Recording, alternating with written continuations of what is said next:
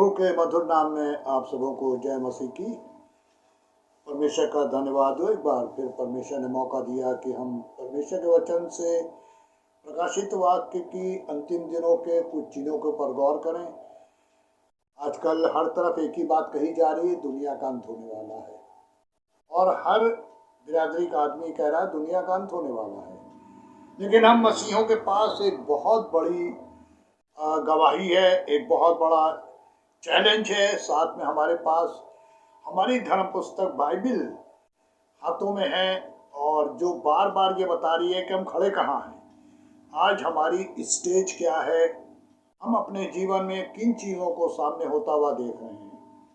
और मेरे प्रियो, यहाँ जब हमने पिछली बार 5वीं आयत को प्रकाशित वाक्य के 6 बाब की 5वीं आयत के ऊपर गौर किया था, आज हम थोड़ा सा आगे चलते हैं और यहाँ पर एक परमेश्वर का वचन दिखाने जा रहा है कि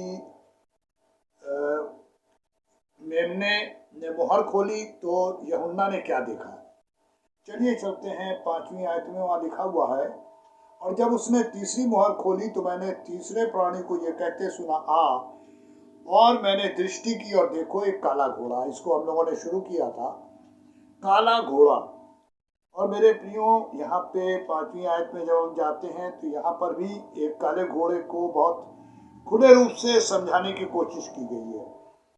और काला घोड़ा यानी हम सब एक बात जानते हैं कि काला किस बात का चिन्ह होता है, डार्कनेस, अंधकार। अगर हम आपको थोड़ा सा ले चलें जकरिया नबी की पुस्तक, उसके 6 बाब की 2री आयत में, पहली 2री में, तो वहाँ लिखा हुआ है कि फिर मैंने आँख उठाई और क्या देखा कि 2 पहाड़ों के बीच में 4 रथ चले आ रहे हैं, और ये पहाड़ पीतल के हैं। और पहले रथ में लाल घोड़े और दूसरे रथ में काले घोड़े हैं। मेरे प्रियो, यहाँ भी परमेश्वर का वचन जकरिया के द्वारा एक दर्शन को दिखा रहे हैं, और वो बता रहे हैं कि जकरिया ने भी ये दर्शन देखा, और वहां पर भी उन्होंने कुछ घोड़ों को देखा था। अब यहाँ पर जो हम प्रकाशित वाक्य में देख रहे हैं, यहाँ पे यूहन्ना जिस घोड़े का वर्णन कर रहे हैं वो काले रंग का घोड़ा है। और हम सब जानते हैं कि काला रंग किस बात का इंडिकेशन देता है। हम सब ये भी जानते हैं कि रात काली होती है, मून निकलता है, मून लाइट दुधिया प्रकाश देती है, लेकिन जहाँ उसका प्रकाश नहीं जाता, नहीं पहुँचता, वो एरिया डार्क कहलाता है। और जैसे जैसे अंधकार गहराता है, वैसे वैसे ही भोर करीब दिखाई पड़ने लगती है। अगर आप 2, 3, 4 बजे कभी उठेंगे तो आपको बहुत गहरी रात दिखाई पड़ेगी।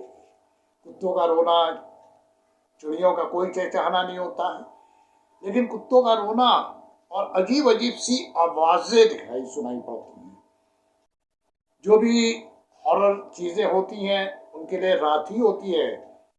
रात में जब अंधकार और काला समय होता है, यहाँ पे परमेश्वर का वचन हमको दिखाने जा रहा है कि ये तीसरा घोड़ा भी छोड़ा जा चुका है। आसमान से घोड़ा, वेग से चलने वाली चीज, यानी परमेश्वर का एक दूत निकला, वेग से पृथ्वी पर आया, और एक अंधकार का साम्राज्य छा गया।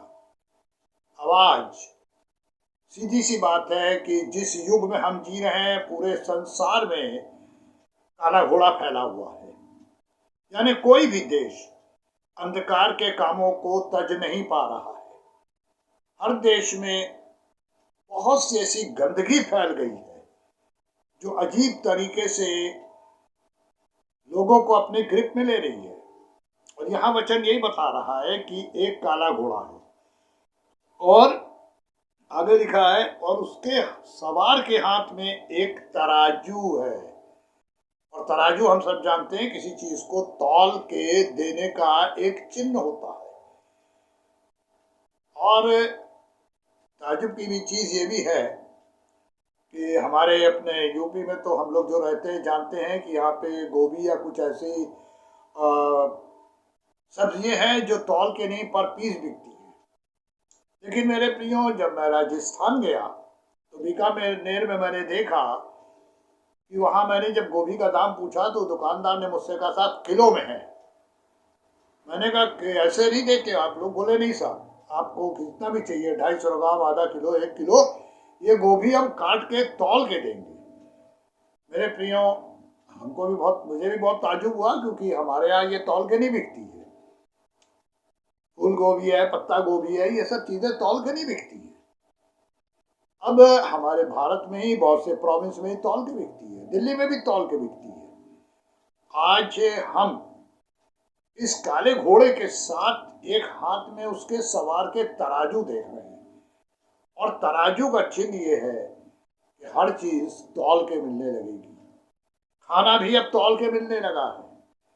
मैंने अभी पंजाब के एक एरिया में से गुजर रहे थे और खाने के लिए कुछ समय पहले, तो उसने पूछा, साहब सब्जी कितनी चाहिए? 250 ग्राम, 100 ग्राम, 200 ग्राम पकी हुई, और उसके साथ फिर हमारी पूड़ी भी होगी। मेरे प्रियो, आज खाना भी तौल के बिक रहा है, क्योंकि बाइबल ये कहती है कि एक तो काला समय, डार्क टाइम, और डार्क टाइम में तराजू भी। कितनी अजीब सी बात है कि परमेश्वर का वचन इस चीज को बताते हुए जब आगे चलते हैं तो एक बड़ी चीज दिखाई पड़ती है, और वो ये है 6ठी आयत में, और मैंने उन चारों प्राणियों के बीच में से एक शब्द ये कहते सुना। कौन सा प्राणी बोल रहा है ये नहीं लिखा है। चारों प्राणियों के बीच से एक शब्द आया।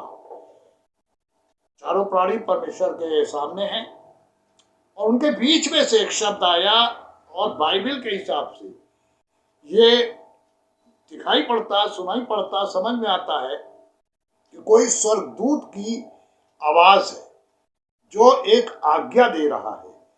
और वो आज्ञा क्या है? और बीच में से शब्द आते कहते सुना, दीनार का सेर भर गेहूं और दीनार का 3 सेर जौ, ये चीज तो बिकेगी तौल के, और तेल और दाखरस की हानि ना करना। तेल और दाखरस की हानि ना करना, इनको तौल के। अब आज तेल और दाखरस, ये 2 चीजें अमीरों का सिस्टम है। तेल चिकनाई को कहते हैं, जो अमीर लोगों के, बड़े संपन्न लोगों के टेबल पे होता है, यानी सब कुछ महंगा। और दूसरी चीज दाखरस, दारू। इन चीजों की हानि मत करना, लेकिन बाकी जो मनुष्य की जरूरत की चीजें हैं वो काले सवार के तराजू के द्वारा महंगी होंगी। और मेरे प्रियो, हम सब जानते हैं आज के दिन युग में, जबकि कुछ दिन पहले सब्जियों का दाम बहुत गिर गया था, लेकिन अब फिर चढ़ना शुरू हो गया है। और ये महंगाई सिर्फ इंडिया में नहीं है, पूरे वर्ल्ड में फैली हुई है। और उसकी वजह एक बीमारी, कोरोना, और दूसरा पैदावार का कम होना। और अगर जो हो भी रही है तो उसके पीछे महामारी दूसरे रूपों में है। बाढ़, बाढ़ के संग ठंडा का ऊपर, सर्दी का ऊपर और नीचे होना जाना, एकदम से गर्मी शुरू हो जानी। हमारे इलाहाबाद में जहाँ हम रहते हैं, यहाँ का अमरूद फेमस है, और आप लोग को सुन के ताजुब होगा कि हम लोग को ही नसीब नहीं हो पा रहा है, क्योंकि मिल नहीं रहा। हमारे जो फल वाले आते हैं, जब हमने उनसे कहा भैया अमरूद नहीं खिला रहे हो, बोले साहब अमरूद खराब हो गया है, मिल ही नहीं रहा, और मेरा फेवरेट फल है। मेरे प्रियो, सीधी सी बात है, ये सीजन ने हर चीज को महंगाई में जोड़ दिया है। लेकिन ये काले घोड़े के सवार को जो आज्ञा दी है वो बहुत अजीब है, कि तू दाखरस और तेल की हानि मत करना, यानी इन दोनों का फ्लो चलने देना, क्योंकि ये अमीरों के इस्तेमाल करने का साधन है। आज किसी बड़े आदमी को कोई प्रॉब्लम नहीं हो रही है, लेकिन हर गरीब आदमी के संग आज प्रॉब्लम है। जब मैं सामान लेने जाता हूं तो अक्सर जिनके यहाँ से मैं सामान लाता हूँ, एक ना एक आदमी ऐसा खड़ा रहता है कि स्त्री कोई खड़ी रहती है जो उनसे उधार सामान मांगती है, और वो हाथ जोड़ लेती है। कि साहब हम नहीं दे पाएंगे उधार, क्योंकि हम भी तो खरीद के लाते हैं, कितना उधार दें। मुझसे उसने बताया कि अंकल जी मेरा हजारों रुपया उधार में डूब गया है। मेरे प्रियो, बड़े लोगों को कोई तंगी नहीं है, गरीबों को बहुत ही ज्यादा इस समय परेशानी हो रही है। अभी मेरे पास जब एक फोन आया, मैं जानता हूँ उस लड़की को, उसके हस्बैंड ने छोड़ दिया, अपनी माँ के संग रह रही है, एक कमरे का मकान, उसमें लैट्रीन बाथरूम, और कभी वो एक बहुत संपन्न परिवार में थी, और इस तरह के बहुत से गरीब लोग टच में हैं। उसने मुझे फ़ोन किया कि मेरा मकान मालिक मुझे निकाल रहा है, मैं सामान लेके कहाँ जाऊंगी जो थोड़ा बहुत है, और मैं और माँ है और कोई नहीं है। मैंने उससे पूछा प्रॉब्लम क्या है, बोली उसको किराया चाहिए, मैं 2-3 महीने से किराया नहीं दे पा रहा हूँ क्योंकि मेरे पास काम नहीं है। वो लोगों के कपड़े सिल के पैसे कमाती थी, और आज अपनी मशीन तक बेचने की नौबत है उसकी, बेच दी उसने। और मैंने उससे कहा कि मकान मालिक से बात कराओ, बात हुई, और वहाँ एक जन रहते हैं, मैंने उनसे रिक्वेस्ट की, उन्होंने मदद की और उसका 1 महीने का किराया दे दिया गया। मेरे प्रियो, आज गरीबी की क्या हालत है। और एक कितनी अजीब सी बात है कि किसी बहुत बड़े एक कई साल पहले मैंने एक जन का एक वर्णन सुना था। उन्होंने कहा क्या सोच है इंसान की, क्या उन्हें जीने का हक नहीं है। मेरे प्रियो, यहाँ पे ये काला घोड़ा जमीन पे आ चुका है, 3 घोड़े आ चुके नहीं, सब आ चुके हैं, और अब इन घोड़ों को दोबारा आना नहीं, आगे हम आपको बताएंगे 5 चौथे घोड़े का। लेकिन आज जो महंगाई है और जो बढ़ती जा रही है, इस पे कोई भी आदमी कंट्रोल नहीं कर सकता। और सचमुच हम मनुष्य के लिए परमेश्वर के वचन में जो एक वायदा है, भजन संहिता 34:7-10 में, कि तुम्हें जवान शेर भूखे रह सकते हैं, पर मेरे डरवइयों को किसी फली वस्तु की घटी नहीं होगी। और यह सच है कि प्रभु ने यह भी कहा, परमेश्वर की आवाज ये भी कहती है, पुराने नबी भी ये कहते हुए गए कि परमेश्वर के खोजी और परमेश्वर पर विश्वास करने वालों को कभी कोई घटी नहीं होगी। आज भी जो परमेश्वर पर भरोसा रखते हैं, अपने बोझ परमेश्वर को देते हैं, परमेश्वर कोई ना कोई इंतजाम करते हैं। मुझे ये भी याद है, अभी मैंने कुछ दिन पहले एक बड़ी अजीब सी टेस्टमनी एक जन की सुनी, जो पंजाब से बता रहे थे। उन्होंने बहुत प्यारे तरीके से एक बात कही कि एक दिन वो, उनकी बुजुर्ग माँ और उनकी एक बेटी, वाइफ उनकी छोड़ के चली गई है, वो 3 जन थे, उनके पास खाने को कुछ नहीं था, और बेटी बार बार कह रही थी कि भूख लग रही है पापा, भूख लग रही है। उन्होंने भी कहा मैं भी आता हूँ, बाहर गए, बहुत कोशिश की, कुछ नहीं मिला, कोई कुछ देने वाला नहीं था। और उन्होंने फिर एक ही बात कही कि बेटा, हम लोग परमेश्वर को जानते हैं, हम क्यों ना प्रार्थना में चलें। बेटी ने कहा बहुत दिन से आप दुआ कर रहे हैं, क्या मिल रहा आपको। उन्होंने कहा नहीं, प्रार्थना करेंगे। माँ ने भी साथ दिया और उन्होंने प्रार्थना की, और थोड़ी देर बाद आमीन कहने से पहले उनके घर की कुंडी खड़की। उन्होंने पूरी प्रेयर की, बाहर जाके देखा तो एक अनजान स्त्री खड़ी हुई थी, और उसने बड़ी अजीब सी गवाही दी कि मैं जब प्रार्थना कर रही थी, मैं थोड़ी दूर से आई हूँ, तो मुझे बताया गया कि इस घर में खाने की आवश्यकता है। और मेरे प्रियो, वो कुछ बना हुआ खाना और कुछ अनाज लेके आई थी, और उन्होंने उस घर के उस मालिक से कहा कि आप मुझे कल आके घर पे मुलाकात कीजिए। और उन्होंने एड्रेस दिया, और जब वो गए तो स्त्री ने उनके लिए काम का बंदोबस्त किया और 1 महीने का खाना दिया उनको। और ये बहुत अच्छी गवाही उन्होंने बताई और मुझे किसी ने भेजी। मेरे प्रियो, आज परमेश्वर इस सारे काले घोड़े को छोड़ने के बाद भी अपने लोगों को कोई घटी कमी होने नहीं देंगे, क्योंकि उनका वायदा है। लेकिन हम परमेश्वर के लोग जो हैं, उन्हें एक बात अवश्य स्मरण रखनी है, और वो ये है कि जो परमेश्वर पे विश्वास करते हैं वो किसी रीति से कभी लज्जित नहीं होने पाएंगे। मेरे प्रियो, ये काला घोड़ा आ चुका है। महंगाई का चरम पे जाना आवश्यक है, इसको कोई रोक नहीं सकता। लेकिन इसके बाद जो एक और घोड़े का वर्णन है उसको आज हम शुरू करके खत्म करेंगे। और इसकी 7वें आयत में लिखा है, जब उसने चौथी मोहर खोली तो मैंने चौथे प्राणी को ये शब्द कहते सुना, आ, और मैंने दृष्टि की और देखो एक पीला सा घोड़ा है और उसके रथ के सवार का नाम मृत्यु है। क्योंकि ये लंबा चैप्टर है, ये किस तरीके से क्या क्या काम करेंगे इसे हम अगली बार देखेंगे। पर मेरे प्रियो, ये 3 घोड़े नहीं, ये चौथा घोड़ा भी आ चुका है, और बाइबल 2000 साल पहले इनका वर्णन कर चुकी थी।